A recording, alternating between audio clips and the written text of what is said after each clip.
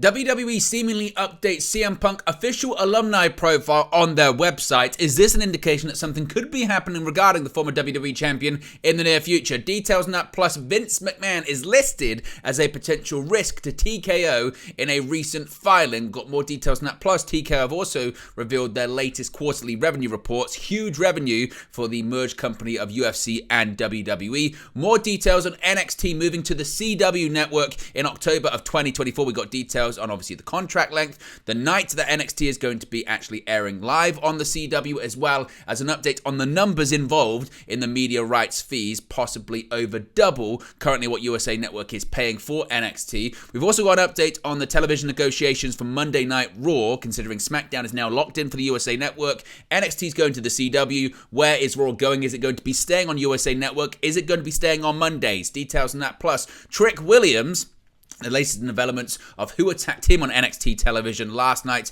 on USA Network. The next two participants in the Iron Survivor Challenge matches were revealed last night on NXT. Von Wagner is defeated by Bron Breakker in his first match back after his gruesome injury. The Alpha Academy appear on NXT, and we have the ratings for Monday's edition of Raw on USA Network.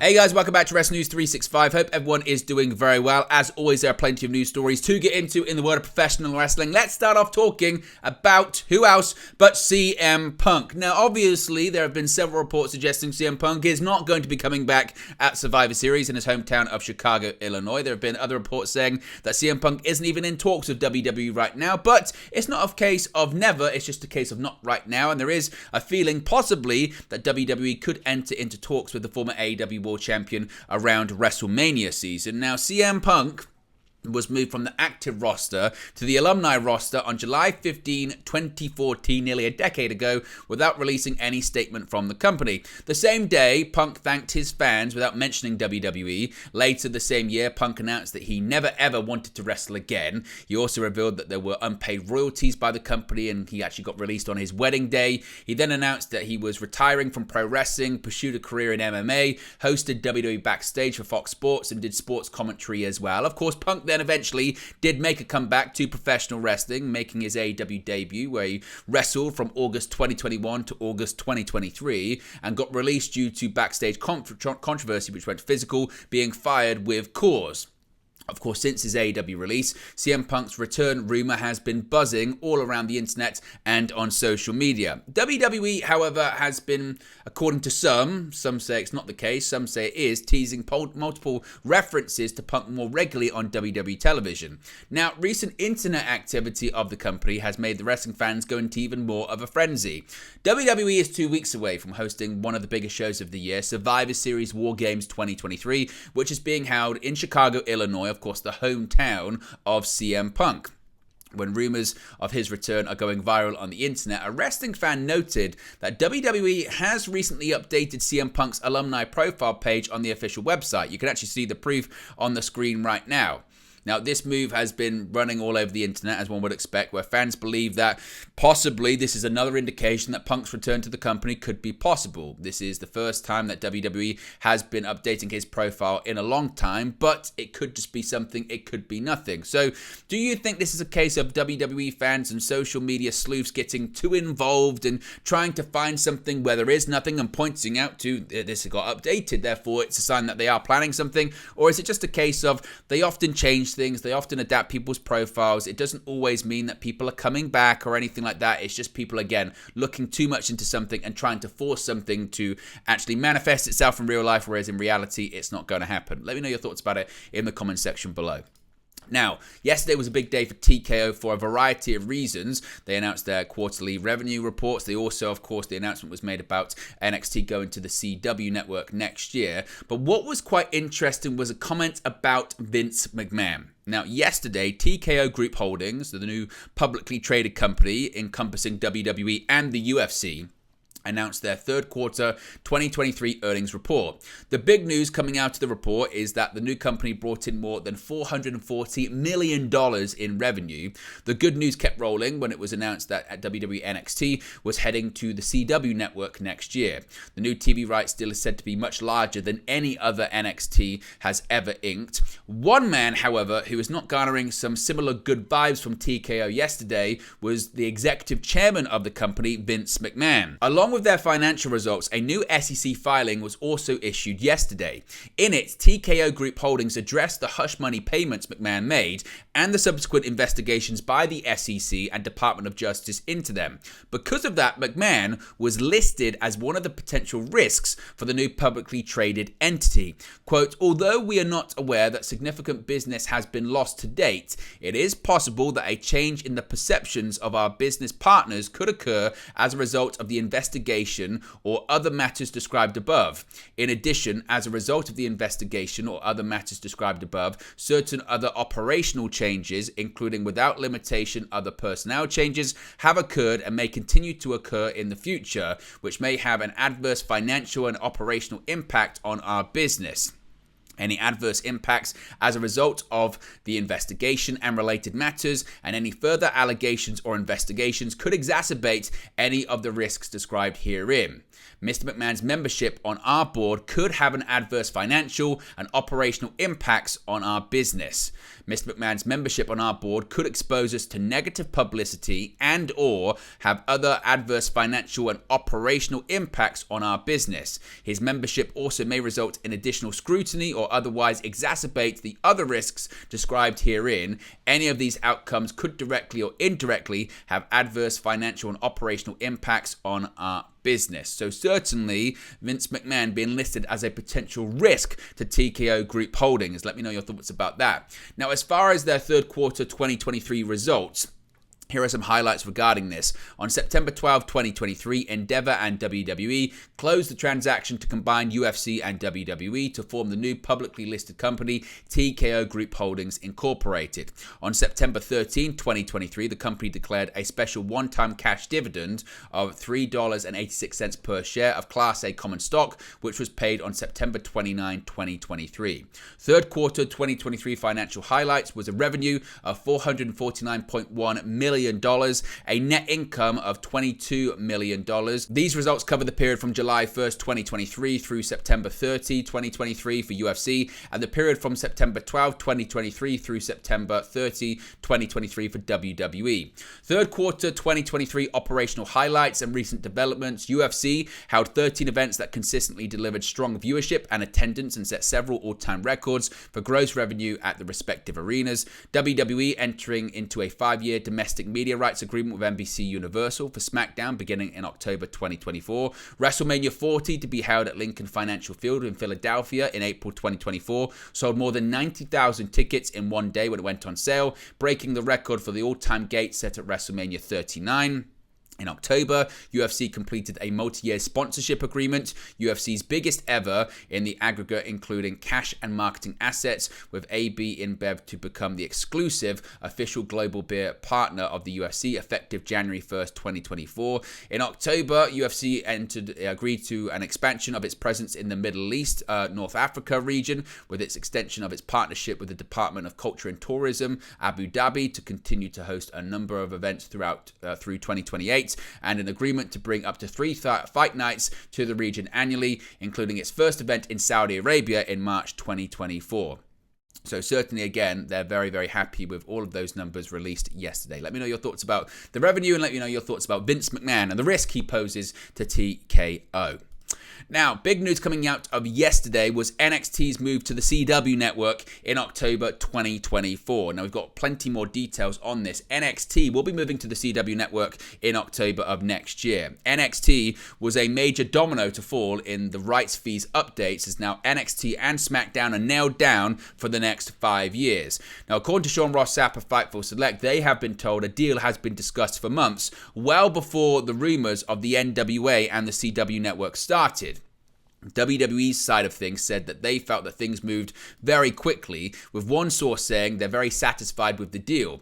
This was a product they were not receiving rights fees for just 5 years ago and have increased revenue by millions for something they were already producing. The deal was particularly appealing for WWE because they get a significant rights fee increase, and now they're on a basic network that widens a possible audience base. On the TKO earnings call, they noted a 70% increase on the rights fees, but WWE sources said that when you factor in the things they do and all that's included, they see it as more like a 200% increase in the rights fees.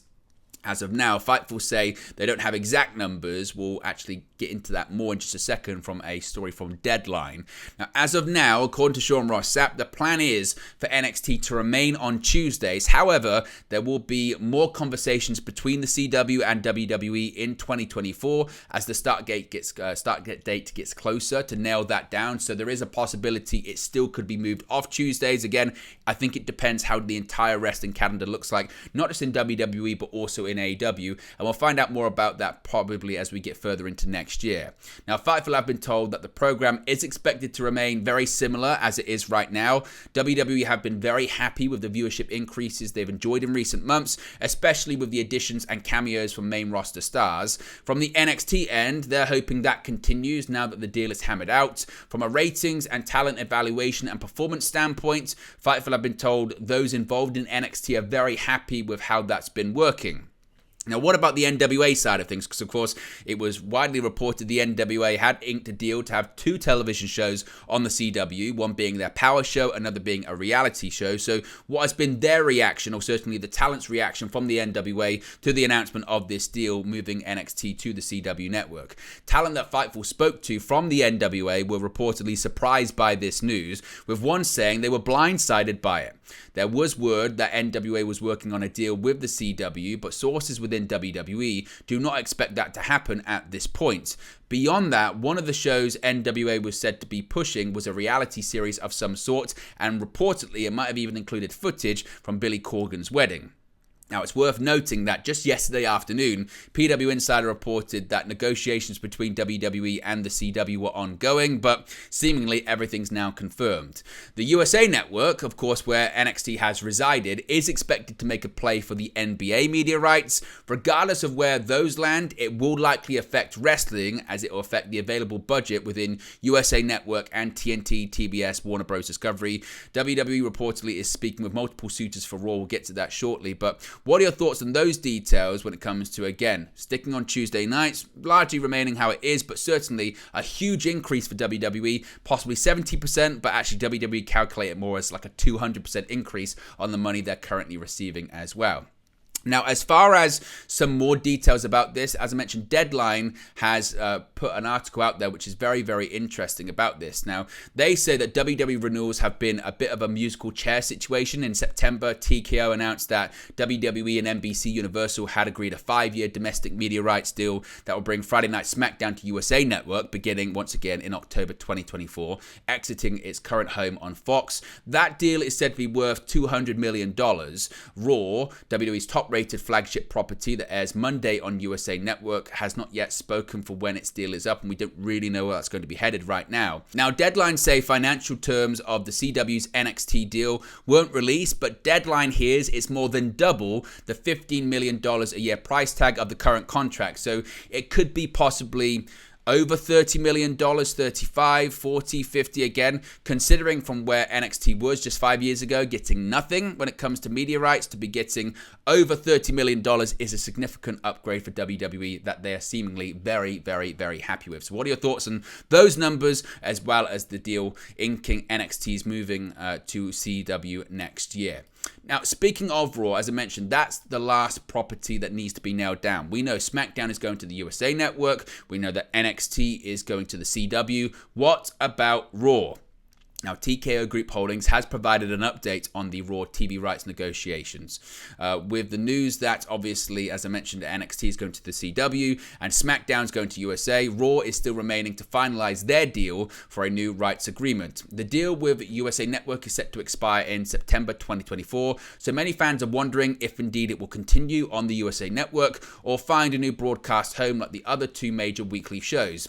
During the TKO third quarter earnings call, Endeavor CEO Ari Emanuel confirmed that the company is having good conversations with multiple suitors right now. He said, quote, "As it relates to the Raw renewal, we're having really productive conversations with multiple parties regarding Raw. We expect a robust process with Raw. We're very comfortable with Raw's position. We're going to be patient, measured, calculated with our approach. No specific timeline regarding an announcement." Now, Emmanuel stated that SmackDown received a 40% increase with their new deal with USA Network, while NXT received a 70% increase. As far as Monday Night Raw, we'll have to wait and see. But where do you think Raw will land? Some have speculated because we have a situation where CW, NXT is going to be on broadcast television. SmackDown is going to be on cable television. Does Raw go to, I guess, network television? Or possibly does it go to a streaming service so all bases are covered when it comes to WWE programming? Let me know your thoughts about that. Now, speaking of NXT, there was another episode on USA Network last night, and we have a bit more developments when it comes to who attacked Trick Williams. There was another development in the ongoing saga between Trick Williams and Carmelo Hayes on last night's edition of NXT. With Shawn Michaels, we have seen him outright replicating moments from his career's history in the past. See JC Jane throwing Gigi Dolan through a window in their tag team breakup. One that has come around again is the famous angle between himself and Triple H, with Shawn Michaels having been a victim of an attack by an unknown assailant who was later revealed to be his best friend Triple H. When Trick Williams suffered a backstage attack, fingers pointed at Melo. Not only did he seemingly have the opportunity, Melo had the motive, as Trick had been recently added to a match to determine who would get the next title shot at the NXT champion Ilya Dragunov. While Melo would go on to win the #1 contenders match, during the actual title bout last week, he was stunned to see a returning Trick Williams. Seemingly throwing off Carmelo Hayes, the appearance of Williams went without answers until this week when the pair came face to face in the ring. On last night's NXT, Trick Williams confirmed to a shocked Carmelo Hayes he still didn't know who attacked him. While the pair were attempting to discuss their friendship, they were interrupted by Lexis King, formerly known as Brian Pillman Jr., who joined their in-ring discussion. Teasing himself as the possible attacker or another ruthless newcomer, eventually Williams grew tired of King and threw a punch. However, King ducked. As King zipped out of the ring, Williams instead landed a shot to the jaw of Carmelo Hayes, who went down. The episode ended on Carmelo Hayes eventually accepting help from Trick Williams and allowing him to pull him in for an embrace. Interestingly, though, the camera never showed Trick's face, whereas the expression on Carmelo Hayes was intriguing. Certainly a lot of people are interested as to where this is going. So where do you think this one is going? Do you think it's a case of Carmelo Hayes did attack him? Is it a red herring? What do we think? Let me know your thoughts about all of it in the comment section below. Now, speaking of NXT last night as well, as I mentioned, we now know some new participants in the Iron Survivor Challenge matches at the upcoming NXT event, NXT Deadline. WWE has officially begun the process of determining which men and women will participate in the 2023 Iron Survivor Challenge matches. Last year's inaugural NXT Deadline event saw Grayson Waller and Roxanne Perez emerge victorious, guaranteeing both winners future shots at the NXT Championship and the NXT Women's Championship respectively. During Tuesday's episode of NXT, the qualifying matchups for this year's Iron Survivor Challenges got underway. Tiffany Stratton and Fallon Henley kicked off the qualifying series, each vying for one of the 5 spots in the Women's Iron Survivor Challenge. This contest also served as a make-up for their previously scheduled meeting on night 2 of Halloween Havoc, which resulted in Stratton ambushing Henley before the bell even rang. Despite Henley's best efforts to avenge this attack, it was Stratton who secured the pinfall on NXT with the prettiest moonsault ever, guaranteeing her placement in the Iron Survivor Challenge. Later in the show, Dijak battled Tyler Bate to solidify the first slot in the first match. The ending of the bout saw Bate nail Dijak with a knee to the face.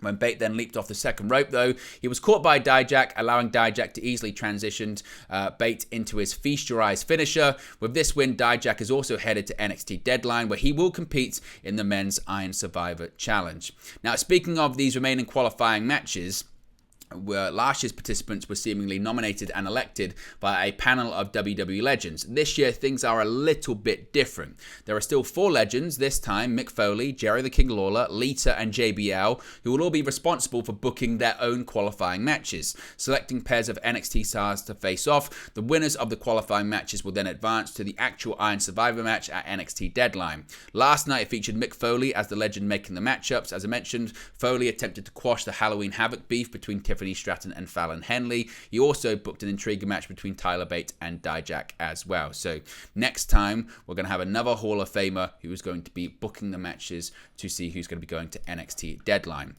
Von Wagner was back in action for the first time since his gruesome injury last night on NXT. Back on September 5th, there was a memorable angle on NXT TV as Bron Breakker crushed Von Wagner's head with the ringside steel steps. The spot came after a series of vignettes detailed Wagner's real-life stories of a childhood skull surgeries due to a rare medical condition. Last night, Von Wagner made his in-ring return as he had a match against Bron Breakker, his attacker, during the aforementioned angle. While Von Wagner was attempting to seek retribution and revenge on last night's show, unfortunately the match would not end in his favour. After a distraction on the outside that saw Breakker spear Wagner's manager, Robert Stone, at ringside, he would then get Von Wagner in the ring where Breakker would capture a pinfall victory. However, despite the win in the match, when Stone hit Breakker with a chair, it distracted him long enough outside of the ring. This led to a moment that Von Wagner made good on his promise to send Breakker through the commentary table as Mr. Stone cheered him on. The pair embraced after the match, seemingly pleased with the outcome despite the loss in the match, as Wagner got his revenge. So possibly this one could continue, or it might be the end of this one, but this feud between the two moving forward. We saw the Alpha Academy last night on NXT, although one member couldn't leave with championship gold. With Akira Tozawa kicking off the show, he had all of Alpha Academy, that being Chad Gable, Otis, and Maxine Dupree, with him for a title shot at Noam Dar, who had Meta 4 in his own corner. Noam Dar's NXT Heritage Cup Championship was on the line with the Heritage rules in place as well. In the end, despite multiple near falls on Tozawa, there would be copious interferences by Oro Mensah, Lash Legend, and Jakara Jackson to support Noam Dar. The other members of Meta 4 got involved, and through a combination of distractions and assists for Dar, he was able to retain his beloved NXT Heritage Cup Championship. After the match, when Mensah continued to harass Tozawa and he wasn't able to be run off by Maxine Dupree, Chad Gable, and Otis took turns delivering a bit of main roster punishment as Meta 4 looked on. It looks like the Alpha Academy are going to be back next week, and maybe this feud between the two factions could be set to continue. Finally, we've got the ratings for Monday's edition of Raw on USA Network. Despite competition from the Los Angeles Chargers and New York Jets on Monday Night Football, Raw managed to rise in the ratings. WrestleNomics is reporting that Raw was watched by 1.522 million viewers overall on Monday, a 9% rise from last week's rating. Also experiencing a 9% rise was viewership in the 18 to 49 demographic, with 619,000 tuning in from the highly coveted demographic.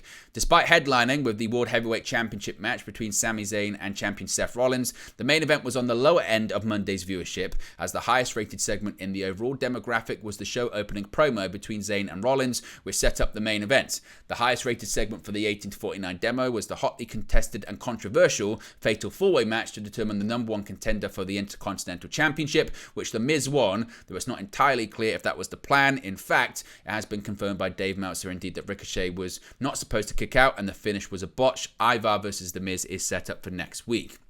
The lowest rated segment in both the overall and 18 to 49 viewership was the beginning of the main event, with a small percentage of fans tuning back in for the conclusion, which saw Rollins sneak out a win over the popular Zayn.